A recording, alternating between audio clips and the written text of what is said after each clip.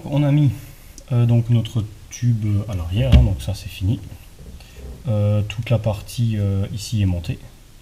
Et on va maintenant s'occuper du contact à l'avant. Donc le contact. Alors qu'est-ce qu'il en est de ce contact? C'est tout simplement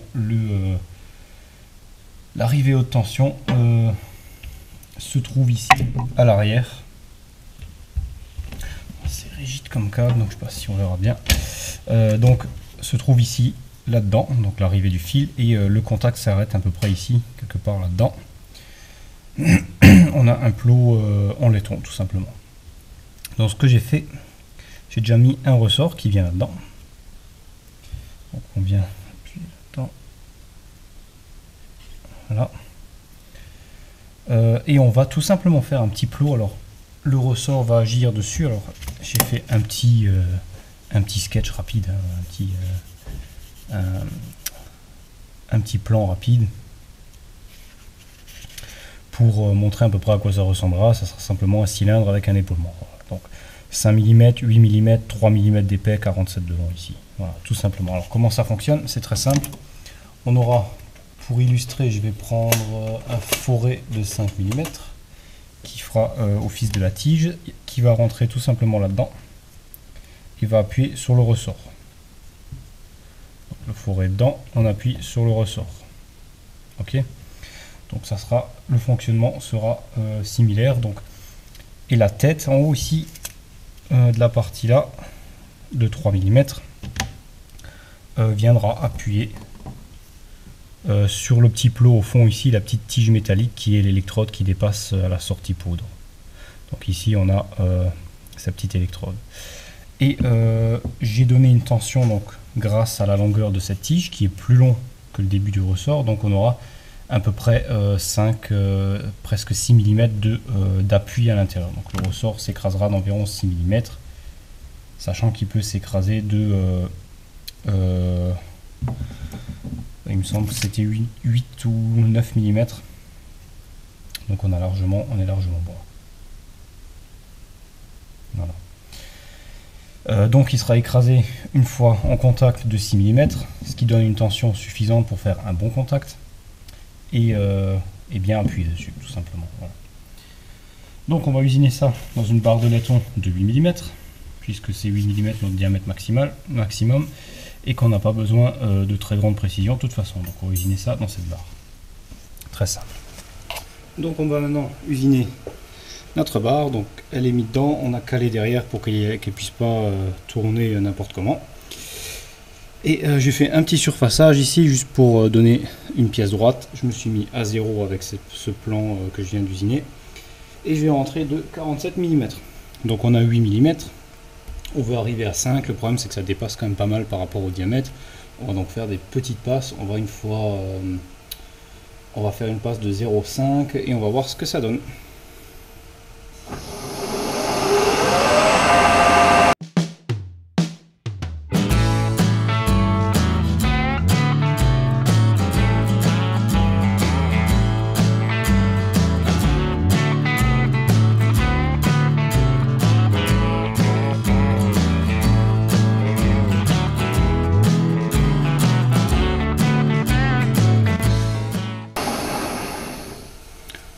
Première passe faite, on peut voir que ça fait un peu de vibration au début et ça en met un peu partout, mais ça ira pour mon utilisation, ce que j'ai besoin de faire. Donc je vais refaire encore une passe 0,5 et on devrait être bon. Donc je vous reprends après. Ça y est, la pièce est usinée sur la partie avant, donc très propre, ça a très bien fonctionné. Dernière passe très brillante, très jolie. Et on va maintenant, donc je l'ai coupé à la main, hein, j'ai fait une petite coupe à la scie un peu plus large, et on va maintenant mettre de l'autre sens et tout simplement venir surfacer ici et ramener à 3 mm.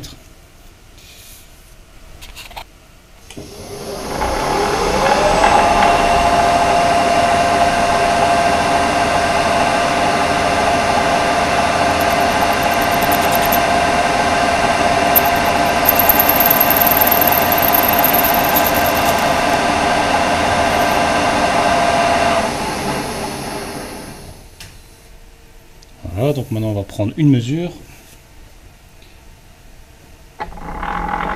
Alors idéalement ça aurait été de mettre la partie arrière d'épaulement à plat contre les morts, mais je suis pas sur le plat. Là je suis vraiment au minimum de ce que je peux serrer dans ce mandrin. Et ça rentre déjà dans la petite dans le petit chanfrein, donc ça vaut pas la peine. Donc on va essayer de mesurer ça au mieux. Alors, ça...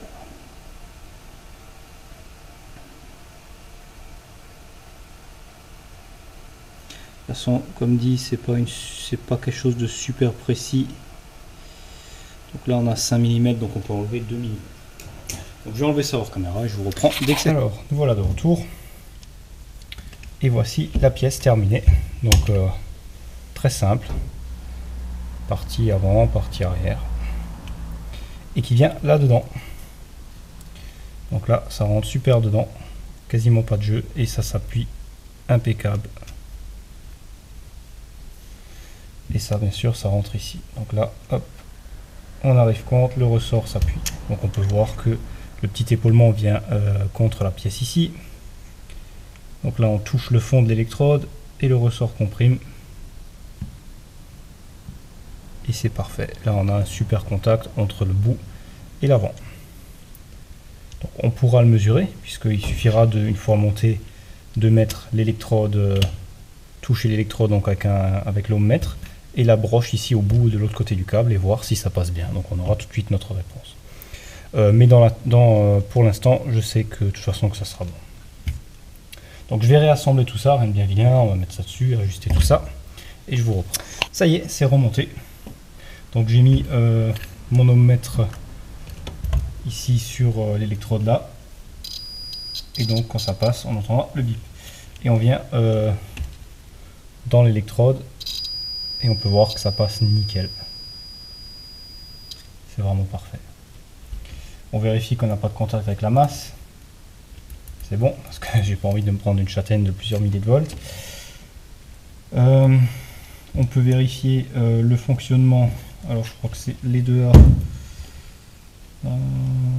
Plutôt cela. Le fonctionnement du bouton. Donc on met les deux ensemble. Parfait. Et on a la masse aussi qu'on peut tester, il me semble. L'autre qui est bonne aussi. Et le dernier, bon là je peux pas le tester, c'est à l'intérieur, c'est directement à l'intérieur, mais je l'avais déjà testé. Donc tout fonctionne super bien, du moins dans la théorie. Et le pistolet devrait être nouveau opérationnel. Alors je sais pas pourquoi, il a plein de marques ici, on peut voir toutes les marques qu'il y a là-dessus, je sais pas d'où ça vient, bon c'est un appareil d'occasion. J'aurais bien passé un coup autour, mais bon, pour l'instant je vais laisser ça comme ça. De toute façon c'est juste vissé dessus de cette manière là, donc on peut l'enlever n'importe quand et venir faire. On va déjà essayer si ça fonctionne. Donc voilà, niveau réparation c'est fait, tout ce qui manquait est refait, donc il y avait quelques petites choses à revoir. Donc on a vu la partie en laiton, c'est vraiment du tout facile à faire. Donc je vais mettre plus de temps à nettoyer le tour que le temps que j'ai fait à faire la pièce. Le plus compliqué était la pièce en plastique, bien qu'elle n'était pas très complexe, ça a relativement bien fonctionné. Il y a juste le molletage qui me plaît pas autant que je voulais, mais sinon le reste est pas mal. Le molletage, bon, voilà, il n'est pas vilain non plus, mais il est utilisable, hein, de toute façon ça choque pas. Ce plastique, alors je vais voir ce que c'est comme plastique, je vais essayer de retrouver mon bon de commande quand j'ai commandé ça. C'est un petit moment que je l'ai, donc il faut que je cherche et voir quel type de plastique c'était, puisque c'est un plastique très intéressant étant donné qu'il s'usine très facilement. Il a des bonnes propriétés mécaniques apparemment, il a l'air vachement solide. Il donne un fini super, le perçage dedans est tout lisse, presque brillant. Donc ça c'est très important, puis surtout dans ce cas là, puisque la poudre ne doit s'accrocher au minimum sur les parois, puisque sinon il faut chaque fois nettoyer. Il a vraiment, dans tout ce que j'ai usiné dessus, ça s'est super bien passé. Il fait pas de grosses bavures, donc c'est aussi important, surtout pour le filetage, il fonctionne super bien pour le filetage. Pour le molletage, bon, je m'attendais pas à mieux, étant donné que ces molettes chinoises, là, ça donne rien de bon. J'arrive pas à donner un bon résultat avec surtout les porte-molettes. Les molettes ça va, mais les porte-molettes ont trop de jeu. Là, l'idéal, de toute façon, c'est un porte-molette, un outil à molleter par enlèvement de matière. Donc ça, c'est le top. Alors j'en ai un, donc comme je l'ai montré dans la précédente vidéo des nouvelles à l'atelier. mais c'est pour faire des moultages droits et il est un peu gros pour passer sur une petite pièce comme ça. Mais on verra ça dans une prochaine vidéo pour la fabrication éventuellement des porte-molettes et molettes pour enlèvement de matière. Donc le plastique donc à retenir, bon modèle, très bonne usinabilité. Voilà, donc pour la partie pistolet, on y est. On va pouvoir remonter ça sur la machine. Je vous ferai une petite présentation rapide après de la machine. Et on pourra passer éventuellement aux essais. Nous voilà donc devant la machine en question. Alors avant de commencer sur la machine, j'ai aussi vérifié, comme j'avais dit, le type de plastique utilisé, et c'est du POM. Donc POM standard blanc. J'en ai un plus gros en noir et j'en ai celui-ci en blanc. Donc il me semble même qu'on le trouve dans toutes les couleurs. Donc super agréable à usiner et très solide. Donc à retenir POM. Pour les autres types, j'ai encore deux autres types, donc polyamide et polyéthylène, il me semble, que j'ai aussi et que j'ai pas encore testé. Donc voici la fameuse machine à peinture poudre qu'on a ici, et juste derrière le four qui servira pour la cuisson, puisque la peinture poudre doit être cuite, donc elle doit être mise à 200 degrés pendant 15-20 minutes. Ce qui va donner une couche fondue, la peinture va fondre et va vraiment se mettre partout autour. Donc c'est vraiment une peinture épaisse et solide. Donc on a cette machine. Donc voilà le pistolet qu'on a remis en état, la sortie neuve ici, et le nouveau tuyau que j'ai installé, donc assez gros comme tuyau naturellement, c'est pas tout petit. Relativement long, donc il doit avoir 6-7 mètres à peu près, entre 5 et 7 mètres on va dire. Donc c'est vrai que ça fait pas mal de choses au niveau du pistolet, mais ça reste relativement flexible et de toute façon ça gêne pas du tout. Donc il est branché ici, on peut voir là-dessus. Et la machine en question, alors c'est une ESB.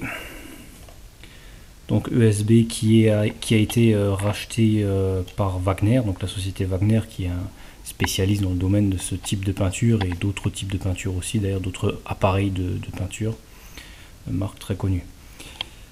ESB était un des premiers à faire ce système, donc c'est un des principaux fabricants à l'origine de ce type de système. Donc une référence sûre, donc c'est déjà une ancienne machine, elle a daté des fins des années 80 je pense, il me semble que c'était 89 ou 88, je sais plus. Le problème, bon j'ai pas trouvé de notice, donc j'ai pas trouvé c'est une marque allemande, ça a été vendu qu'en Allemagne à l'origine, donc déjà j'ai rien trouvé, j'ai contacté Wagner Allemagne, ils ont plus rien, donc peu importe. Sinon dans le principe ça reste le principe de base d'une machine poudre. Au niveau du fonctionnement, donc on a les réglages ici et là, principaux réglages, donc bouton marche arrêt ici, voyant de fonctionnement, mise en route donc pour la tension ici, alors là il faut encore que j'étudie tout ça, donc c'est qui va mesurer le taux de microampères à l'intérieur du canon, donc avec la petite bague qu'on voit, je sais pas si on l'a vu lorsque c'était démonté, le choix de la tension, donc en pourcentage. Donc à tester, je ne sais pas non plus combien mettre. Les deux réglages de pression, donc pression de la vitesse, donc il y en a un qui va donner la vitesse d'arrivée du fluide de la poudre donc dans l'injecteur, donc combien il va aspirer dans le pot, et l'autre qui va l'envoyer vers le pistolet en quelque sorte, c'est à peu près ça, comme ça que ça fonctionne. Ensuite on a un réglage à l'arrière également. Donc le manomètre arrière qui lui donne dans le pot de poudre qui est ici, donc ça c'est le pot de poudre, et qui donne en dessous pour donner pour donner une certaine pression sous la poudre. Donc la poudre est constamment en mouvement dans le bac, donc elle va légèrement un peu comme bouillir en quelque sorte, donc c'est à peu près le but. Et elle va remonter, elle va rester sous forme de poussière à l'intérieur pour être aspirée facilement. Alors pas trop de pression, on ne veut pas la pousser dedans non plus, il faut juste mettre une très légère pression. Et ici on a tout simplement une évacuation d'air, prise ou évacuation d'air, avec un gros filtre, donc on verra ça après. Ensuite, en dessous, alors on a un deuxième bac qui est strictement la même chose. Donc c'est la même chose que le bac du haut, mais en plus grand. C'est un grand bac tout simplement, donc pour des grandes quantités de peinture que j'utiliserai probablement jamais et qui a jamais utilisé puisqu'il est tout neuf à l'intérieur. Donc c'est beaucoup trop grand. Alors l'inconvénient d'un grand bac, c'est déjà on peut pas laisser la poudre dedans parce qu'elle craint vraiment l'humidité, il faut qu'elle reste sèche. Et aussi un grand bac comme ça, on peut s'imaginer si on veut faire une petite pièce, il faut quand même un minimum à l'intérieur. Et donc ça devient vraiment chiant à nettoyer. Déjà celui-ci est relativement grand, donc on peut le remplir. Il y a déjà une sacrée quantité qui rentre là-dedans, ça fait déjà beaucoup. Donc déjà à nettoyer, c'est moins... Bon, celui-ci on peut l'enlever facilement, le ramener, un coup de soufflette et c'est tout propre. Donc c'est l'avantage de la poudre. Ensuite ça passe dans ce tuyau qui est ramené au pistolet. Alors le tuyau, j'espère qu'il va pas trop... La poudre va pas trop se coller dessus, normalement non. Puisque un bon réglage des avances, entre guillemets, parce que c'est une vitesse d'avance dans le tube qui doit être calculée donc par rapport à des données bien précises comme le diamètre et la quantité qu'on veut sortir en grammes par heure ou par minute. Et on va donc bien régler et d'un bon réglage, on n'aura pas de poudre qui se collera dans le tuyau, puisqu'il est assez long et bien sûr éviter de l'enrouler comme n'importe comment. Et ensuite on a encore ici un tuyau qui vient ramener de l'air directement à l'arrière du pistolet, donc réglable avec la petite vanne ici. Donc c'est une simple vanne pointeau qu'on règle. Donc j'ai pas encore tout à fait bien défini le fonctionnement de celle-ci, donc c'est à voir puisqu'il n'y a plus ça sur les pistolets plus récents. Voilà un peu pour le tour de la machine.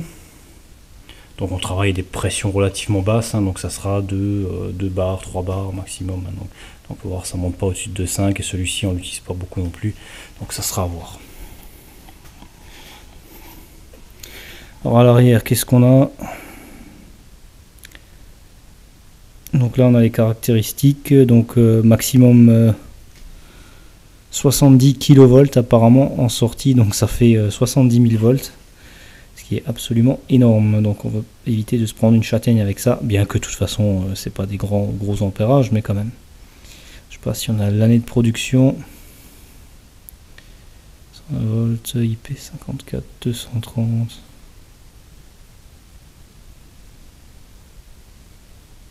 Non, c'est pas inscrit là-dessus. Il semblait l'avoir vu quelque part, enfin bon. Et ici on a donc l'entrée d'air principale ici, la prise de courant tout simplement. Elle marche en 220 et les sorties d'air qui viennent ici, qui sont les 2 manos réglables à l'avant. Donc le petit, celui qui va à plus haute pression, et celui derrière, celui qui donne moins de pression, jusqu'à 2,5. Et ensuite on a ici, pour que ça fonctionne, un fil que j'ai branché avec un connecteur rapide qui est simplement une masse qu'on vient fixer à la pièce, donc avec une pince croco ou tout autre moyen de fixation. Il faut mettre la pièce à la masse pour que la peinture soit attirée dessus. Donc puisqu'on l'a chargé, on charge les molécules de la poudre, donc on charge la poudre avec une très haute tension. Elle est polarisée et on va la ramener, elle va être attirée par la masse ici, et c'est ainsi que ça fonctionne pour arriver sur la pièce. Donc la pièce est vraiment couverte partout, puisque même dans les zones, les creux, la peinture est attirée dedans et ça fait vraiment une différence. Donc ici, le système ici, on voit pas grand chose, il n'y a rien dedans, il y a juste au fond un espèce de fibre qui laisse passer l'air par le dessous, comme je l'expliquais pour l'entrée d'air, le filtre et diverses et l'aspiration qui est le tube. Et ici l'injecteur, donc avec un système Venturi à l'intérieur, donc c'est le principe Venturi qui vient ici, qui aspire ce qu'il y a là-dedans, plus la poussée qui va le donner ici, donc dans le tuyau. Ici on peut simplement dévisser là et dévisser là pour l'enlever. Pour faciliter le nettoyage.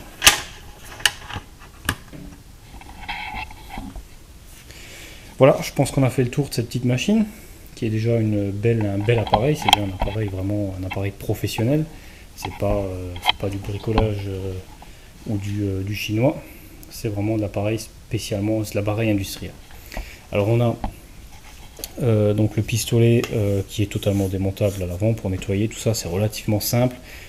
J'ai remarqué, parce que j'ai nettoyé l'intérieur qui était encore plein de poudre rouge, J'ai ramené ça dehors, un coup de soufflette, c'est tout est parti. C'est tout nickel, tout propre. Donc c'est vraiment plus simple à nettoyer qu'un pistolet où il faut mettre les solvants, tout ça, et ça prend pas mal de temps.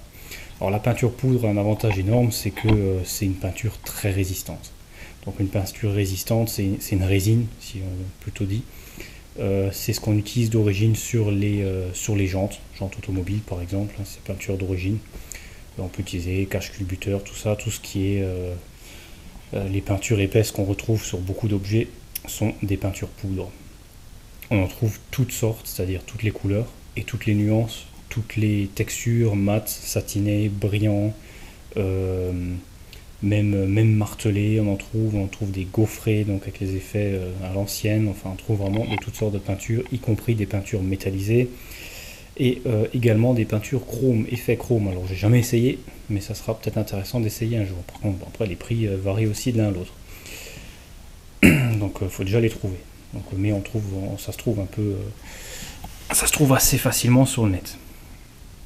Voilà, donc la prochaine, donc dans cette vidéo c'est la présentation, donc je pense qu'on a fait le tour. Et on va dans une prochaine vidéo faire des tests. Donc là c'est réparation, présentation et éventuellement un petit test pour montrer que tout ce qu'on a fait dans cette vidéo a servi à rendre la machine opérationnelle. Donc on fera un petit test que je vous montrerai en caméra. Et ensuite j'aurai probablement un projet de peinture poudre noir mat sur cache-culbuteur BMW. Donc ça on verra peut-être, si c'est pas 100% sûr, mais je pense que j'aurai ce projet à faire, que je vous montrerai en vidéo. Voici donc le premier test à la peinture poudre. Alors ça semble fonctionner, j'ai eu un peu de mal à faire les réglages, mais ça m'a l'air pas mal. J'ai donc utilisé une pièce que j'ai complètement décapée et j'ai essayé mon jaune pour le tractopelle. Donc j'ai pas fait la vidéo en même temps que je pulvérisais parce que c'était pas évident à régler déjà avec deux mains. Au début il faut tout ajuster, essayer de faire fonctionner ça comme il faut. Donc là c'est pas mal. Les réglages c'est pas encore top, mais bon j'ai fait cette pièce là, ça a plutôt bien fonctionné.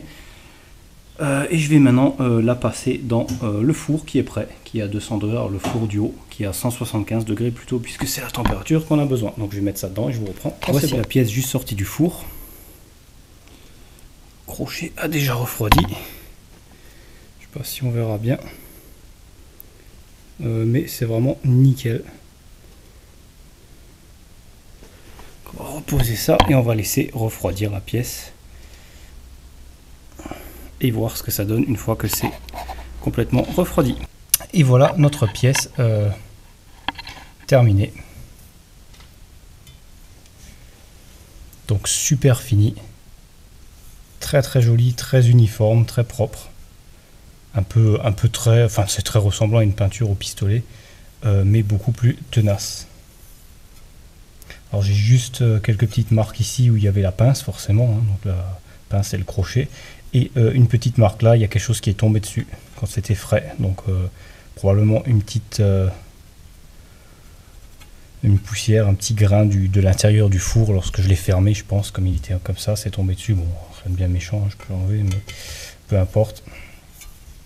Mis à part ça, c'est vraiment nickel. Donc on a une surface parfaitement belle, parfaitement lisse, parfaitement uniforme et un fini très professionnel. Alors que bon, pour préparer ma pièce, hein, je me suis pas foulé, hein, ça a pris un quart d'heure à poncer les 4 couches d'ancienne peinture qu'il y avait dessus, avec une brosse métallique sur la meuleuse d'angle, j'ai passé dessus, et un coup avec un disque à poncer sur meuleuse d'angle, les disques avec des petites lamelles à poncer, j'ai passé ça vite fait dessus. Ça fait pas mal de stries, hein, pas mal d'irrégularités, et pourtant on voit plus rien. Mis à part ici le petit trou qu'il y avait ici qui est dû au point de soudure à l'arrière, celui-ci est resté. Et voilà, donc cette vidéo touche maintenant à sa fin. On a la conclusion. Alors je sais pas si ça rend bien sur la caméra, j'ai l'impression que ça rend très clair sur l'écran de la caméra, on dirait que c'est plus clair que ce que c'est réellement, mais c'est un jaune parfaitement standard, parfaitement jaune, de la même que j'ai déjà mis sur le moteur du tractopelle. On est à peu près sur le même jaune, mais légèrement plus clair. Donc pour un brut c'est pas mal, parce que bon, j'ai vraiment fait un nettoyage brut. On peut voir ici légèrement les traces là, les petits traits, hein, de la meule, hein, j'ai vraiment pas J'ai vraiment pas été loin dans les détails, c'était un peu volontaire pour voir ce que ça donne. Ici j'ai chargé plus, donc j'ai bien mis de la poudre et on peut voir que j'ai à peu près atteint la limite de chargement, parce qu'on peut voir une légère goutte qui commençait à se former ici lors de la chauffe, c'était suspendu comme ça. Voilà, une petite goutte qui se forme ici, mais rien de bien méchant. Quelques petites poussières qui sont tombées, hein, je pense, surtout ici à l'ouverture, fermeture du four. Mais ça c'est vraiment pas gênant, du moins pas pour l'essai. Donc c'est pas mal, je suis plutôt satisfait du résultat. Alors j'aurais bien aimé filmer directement l'action de poudrage, le problème c'est que ça fait quand même beaucoup de poussière autour, hein. Faut dire ce qui est, et la caméra elle aime pas trop, hein. Déjà rien que là je l'avais relativement loin et je vois qu'elle est pleine de petites poussières jaunes. Je vais devoir bien la nettoyer. Sinon autre point, donc les avantages, alors la peinture poudre déjà elle est hyper solide, hein, elle est très difficile à enlever, c'est une peinture très épaisse et très rigide, en même temps flexible parce qu'elle ne casse pas comme ça, elle se fissure pas, rien. Mais elle est très bien fixée dessus, à condition bien sûr d'avoir sa pièce bien préparée au niveau propreté. Donc l'idéal c'est métal nu, donc c'est l'idéal. On peut faire sur une ancienne couche, à condition que l'ancienne couche soit résistante à la température de chauffe alors ici pour cette peinture là, il préconise 170 degrés pendant 10 minutes seulement. Donc j'ai mis 170 degrés pendant 10 minutes. Je l'ai passé 2 fois, parce que quand je l'ai sorti la première fois, il y avait une couche, c'était un peu fin ici, on voyait encore un peu à travers. Alors j'ai direct repassé une couche. Alors la deuxième couche, elle a un avantage intéressant lorsqu'on la fait direct sortie de four, donc à chaud. La poudre fond directement dessus, ce qui va éviter qu'elle coule et on peut vraiment charger. Donc on peut faire une première couche fine et après on en sort à chaud, on passe dessus, on remet au four 10 minutes de nouveau et voilà le résultat. C'est à peu près ce que j'ai fait. Alors donc l'avantage c'est que c'est aussi une peinture résistante au solvant, donc nettoyant frein, essence, alors l'acétone je sais pas, j'ai pas essayé, il faudra que j'essaye. Mais prochaine fois que je fais une peinture, je me ferai aussi quelques petites pièces d'échantillon pour donc ça c'est un essai, mais c'est un essai que je veux garder puisque c'est une pièce de mon tractopelle, donc elle est terminée maintenant. Je ferai quelques échantillons que je pourrai utiliser pour les essais, donc vérifier avec différents produits que ça tient parfaitement dessus, test de dureté, différents tests. Alors elle a aussi l'avantage d'être très résistante aux UV, donc elle ne déteint pas facilement, selon la qualité de la peinture bien sûr. Là le jaune, j'en ai un paquet de marque allemande, donc très bonne qualité apparemment, une marque réputée. J'ai 25 kg, donc de quoi faire. Alors la poudre se garde longtemps, on peut la garder, alors il y a des dates de limite dessus, hein, mais c'est comme pour tout, hein, en tant qu'amateur, voilà. Par contre, ce qui est très important dans le procédé de peinture poudre, c'est qu'elle craint l'humidité. Donc on veut éviter l'humidité à tout prix. La poudre doit être stockée, fermée, étanche, sec. Donc là, il faut vraiment faire gaffe parce que l'humidité est vraiment le principal problème dans la peinture poudre. Vu que forcément, avec l'humidité, la poudre se colmate, hein. Pareil dans le tuyau d'arrivée de poudre doit être parfaitement sec et propre. Sinon, ça fait des petits dépôts. Donc il y a toujours des petits dépôts qui vont rester forcément, mais il faut éviter. Donc toujours une utilisation sèche. Donc vraiment faire attention à ça. C'est un des inconvénients de la peinture poudre. Autre inconvénient, donc il faut la machine. Donc la machine, c'est une machine relativement encombrante, assez délicat à régler. Les réglages, j'ai encore à régler, hein, là c'est qu'un essai, mais il y a pas mal à régler. Donc oui, réglage, la machine assez imposante. Autrement, la poudre se trouve pas aussi facilement que la peinture normale. Mais sinon, donc il existe aussi des petites machines poudre relativement peu coûteuses, mais bon, apparemment c'est pas le top, quoi. Donc on n'arrive pas au résultat aussi propre que ça. Sinon les inconvénients sont clairs, la peinture nettement meilleure qualité qu'une autre peinture. Pas besoin de sous-couche, on peut y aller direct, ça peut être une peinture directe de finition et très solide. Il existe toutes sortes de couleurs, toutes sortes de teintes, il existe des vernis, des sous-couches aussi pour certaines applications bien spécifiques. On a la version époxy qui est encore plus résistante dans le temps aux produits chimiques. Donc l'époxy est la version époxy est moins résistante aux UV, mais beaucoup plus résistante aux agents chimiques. Donc on peut l'utiliser par exemple pour un intérieur d'un moteur. Donc là c'est vraiment top, quoi. Ça ne bougera pas à l'huile, ni rien du tout. Sinon on a comme avantage la facilité de nettoyage. Donc malgré le fait de devoir nettoyer toute la partie tuyau, pistolet, la partie réservoir, ça prend nettement moins de temps que nettoyer un pistolet à peinture classique. Donc un coup de soufflette, il n'y a plus rien. Donc, vous soufflez dedans, on met ça dehors, on ramène ça, hop hop, un coup dessus, il y a tout qui part, il reste vraiment plus rien, quoi. Ça part super facilement. Donc ça m'a pris beaucoup moins de temps que nettoyer un pistolet classique.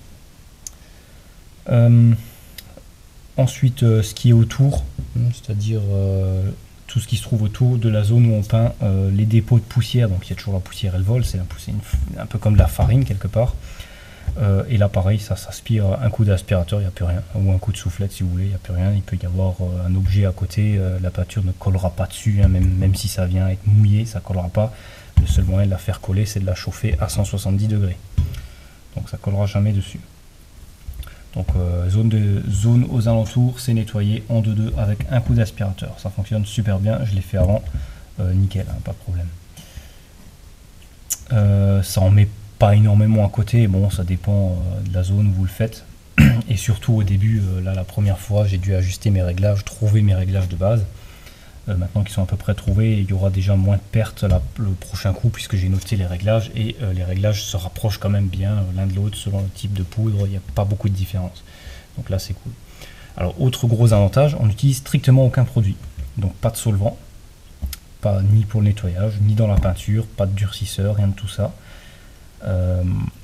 Donc niveau respiratoire c'est quand même nettement meilleur puisque il n'y a pas de solvant dans la poudre non plus, hein, donc c'est bien inscrit dessus. Aucun solvant organique, rien. Donc pour le nettoyage, pareil, rien, non, j'ai pas eu besoin d'utiliser de solvant. Et quasiment aucune odeur. Donc niveau odeur, il n'y a vraiment rien, hein, c'est vraiment très léger dans le four. Quand on ouvre le four, quand ça chauffe, il y a une petite odeur, en tout cas pour cette peinture, je ne sais pas comment c'est pour les autres, mais pour cette peinture, niveau odeur, rien du tout. Hein, donc là, c'est vraiment à chaud, vous ouvrez le four, il y a une très légère odeur de chauffé. Je ne saurais pas vraiment à quoi le comparer, mais c'est tellement léger que quasiment imperceptible. Donc là, une fois que le four, qu'on a sorti la pièce, 5 minutes plus tard, on sent plus rien du tout. Alors déjà que c'est très faible à l'origine, donc ça c'est aussi un gros avantage selon l'endroit où on le fait. Donc pas de solvant et pas de mauvais produits qui s'évacuent. Voilà, donc je pense avoir fait le tour.